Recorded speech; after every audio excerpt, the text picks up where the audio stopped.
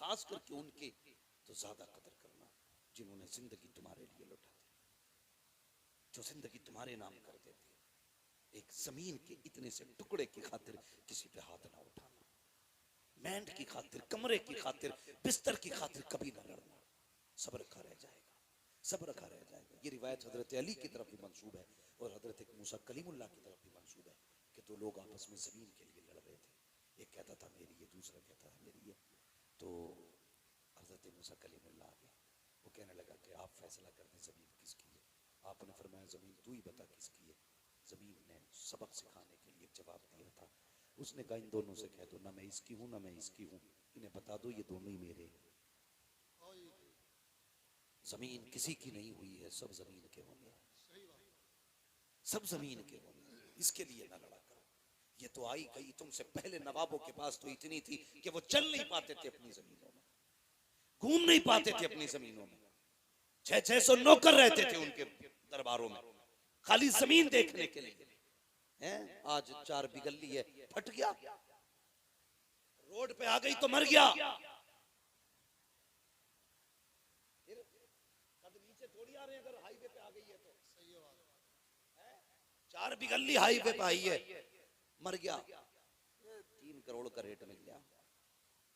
तू 3 का ना 30 करोड़ का बेच ले और कफन में जब लिपट के जाए हम तेरे हाथ देखने आएंगे कितने लेके जा रहा है, कितने छोड़ के जा रहा है। कुछ नहीं लेके जाओगे, सिर्फ अमल लेके जाओगे, दुआएं लेके जाओगे अपनों की। किसी का दिल रखा है तो वो खुशियां आप लेके जाओगे, किसी को दुख से निकाला है तो वो मुबारकबादियां आप लेके जाओगे। वरना मैं ऐसे जनाजे भी मैंने देखे, एक साहब का जनाजा जा रहा था तो एक गैर मुस्लिम आया, बोले जरा रोको रोको इनका जनाजा नीचे रखो, मुझे मुंह देखना है। लोगों ने रख दिया, यार करीबी है, पड़ोसी है, देखना चाह रहा, दिखा दो। जानते हो उसने कफन हटवा के क्या कहा था? उसने कहा था प्रधान वो जमीन के कागज किधर हैं जो तुमने मेरी जमीन पे कब्जा किया था। बेटों की शर्म से नजरें झुक गई थी, ये आंखों देखी वाली बात कर रहा हूं। वो कह रहा था वो जमीन किधर है जो तुमने मुझसे जबरदस्ती ली है, लेके जा रहे हो या छोड़ के जा रहे हो? भाई अगर किसी ने जनाजा रोक के इतना कह दिया तो समझ लेना ना दुनिया में खैरियत है ना आखिरत में खैरियत है, ना आखिरत में खैरियत ना दुनिया में खैरियत। ऐसी जिंदगी जी के जा, तेरे जनाजे के पीछे कोई यतीम रोक के कहे अफसोस रोटी खिलाने वाला चला गया, अफसोस कोई पानी पिलाने वाला चला गया, अफसोस ईद पे कपड़े बनाने वाला चला गया। ऐसी जिंदगी जी के जा, कसम से कोई तीजा करे ना करे, कोई 40वां करे ना करे, बरसी की फाता हो ना हो, अपने पीछे ऐसे लोग छोड़ जाओ जो कहे मालिक हमारा सहारा गया है, कब्र में अपनी रहमत का सहारा दे दे। 40 में एक जगह है और गरीब यतीम की एक दुआ अपनी जगह पे असर लगा। मेरे हुजूर का जनाजा उठाना, अबू बकर सिद्दीक साथ में थे, गौर से सुनना। अबू बकर सिद्दीक साथ में थे, घर में से चीख के रोने की आवाज आई। फरमाने लगे कौन रोया?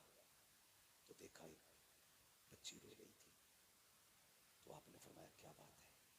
उसने कहा हम इसलिए रो रहे, हमारे घर में कोई नहीं था करने वाला, मैं और मेरी दादी थी। हुजूर हमारी बकरियों का दूध निकालने आया करते थे, आज के बाद हमारी बकरियों का दूध कौन निकालेगा? मैं छोटी हूँ, दादी बूढ़ी, हम तो भूखे रह जाएंगे।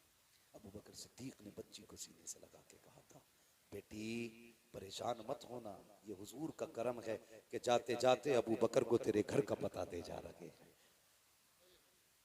अबू बकर को तेरे घर का पता दे के जा रहे हैं। फरमाने लगे बेटी आज के बाद अबू बकर आया करेगा, पूरी दौरे खिलाफत में आप उनके घर जाते, बकरियों का दूध दूधते और उनको दे के आया करते थे। यार कम से कम ऐसी जिंदगी गुजार के जाओ, ऐसी जिंदगी गुजार के जाओ। हम तो अगर यतीमों पे हाथ भी रखते ना तो कैमरा पहले लगाते, फोटो पहले लेते, जी मैंने यतीम के सर पे हाथ रखा, मैंने गरीब को सीने से लगाया। ये क्या मसला है? पढ़ो ना आप तारीख।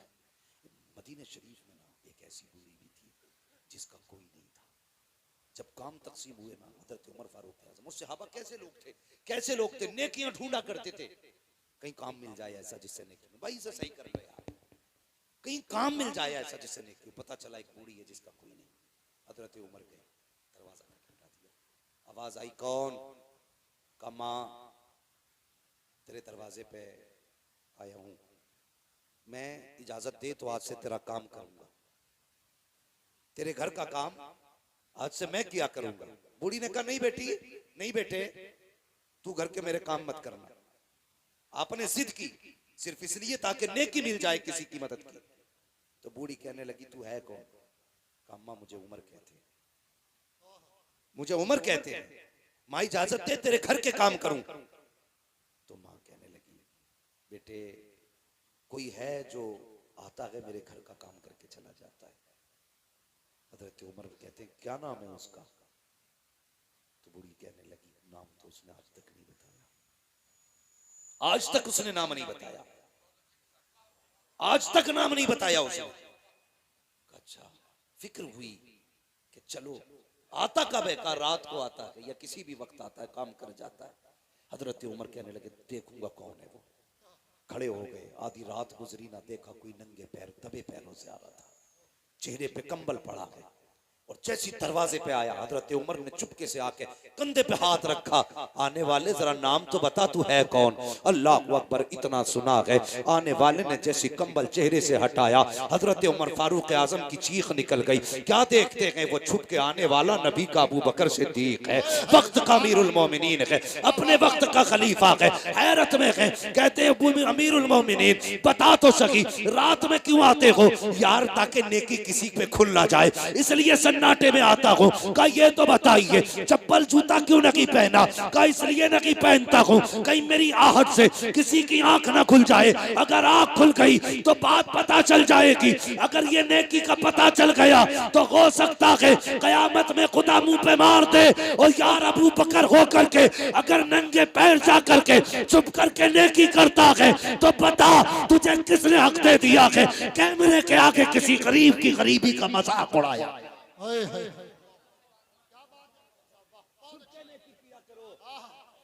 किसी की गुर्बत का तमाशा ना बनाया, मत बनाया करो तमाशा, किसी को जलील ना किया करो। भाई नेकी ऐसे करनी है कि किसी को पता ना चले, किसी को पता ना चले, यतीम का घर भी चल जाए उसकी इज्जत भी रह जाए।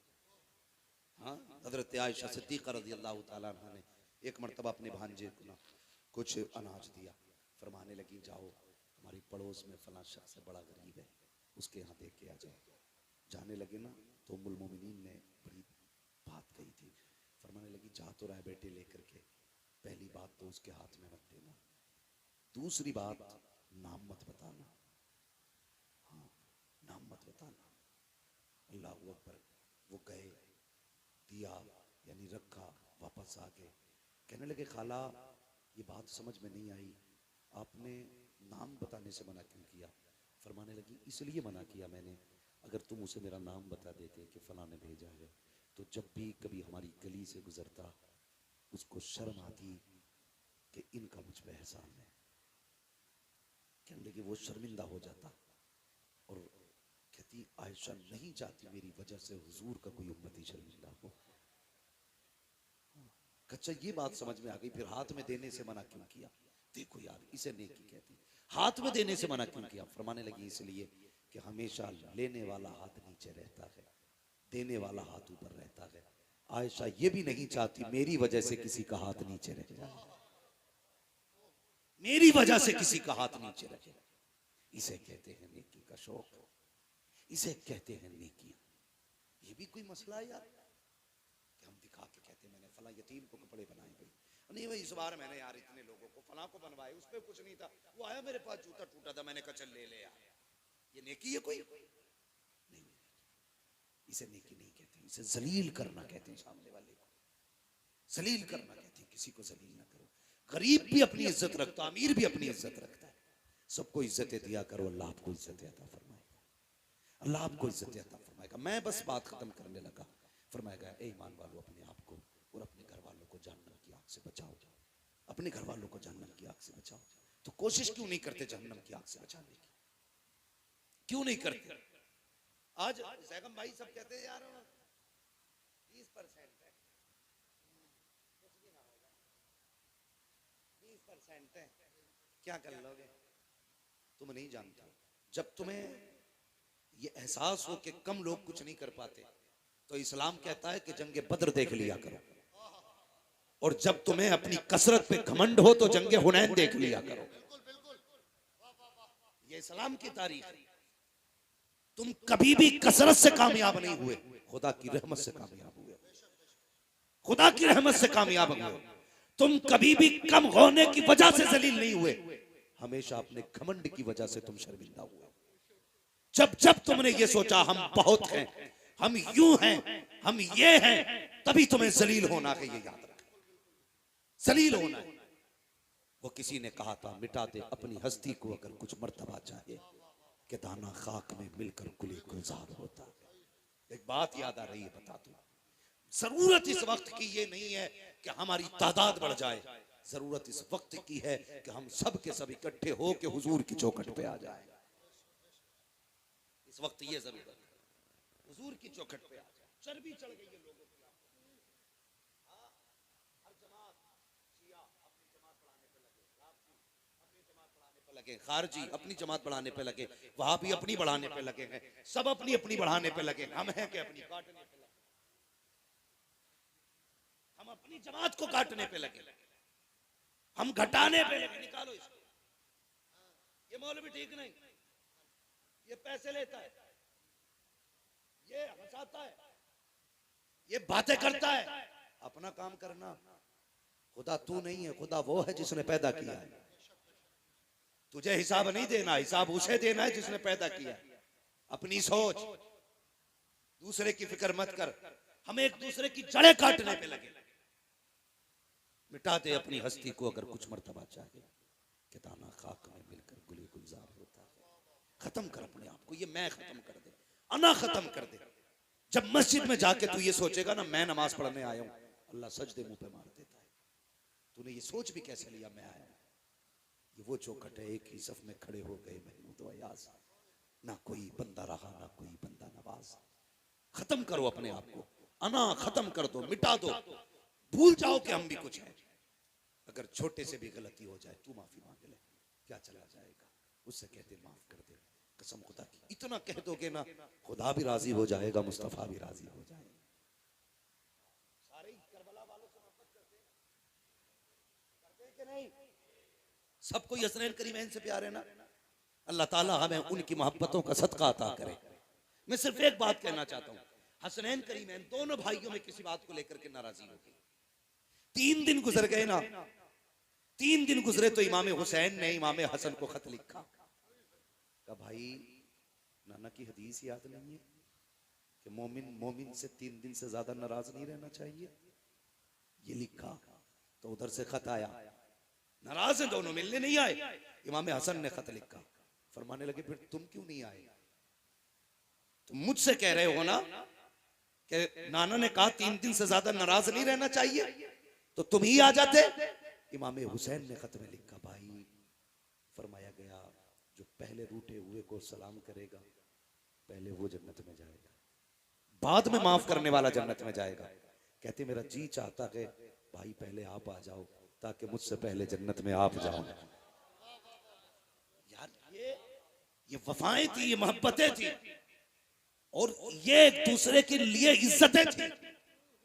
कहते मैं नहीं चाहता मुझसे पहले, मैं आपसे पहले छोटा होके जन्नत में जाऊं, मैं तो ये चाहता हूं आप बड़े हैं, पहले जन्नत में आप जाएंगे, आपके पीछे पीछे आपका छोटा भाई हुसैन जन्नत में जाए।